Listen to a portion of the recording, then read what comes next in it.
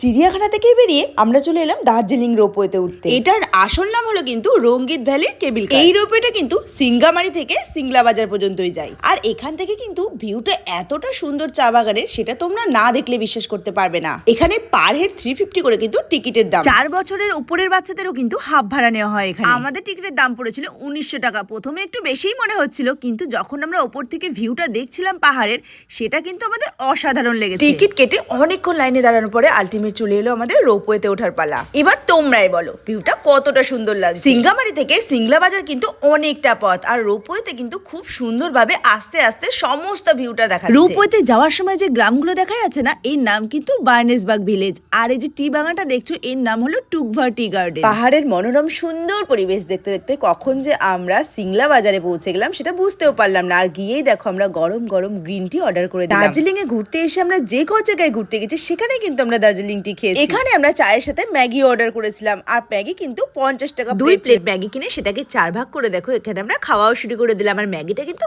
খুব টেস্টি ছিল। তারপর দেখো বাড়ির জন্য দার্জিলিং এর ব্ল্যাক টি আর গ্রিন টিও নিয়ে নিলাম।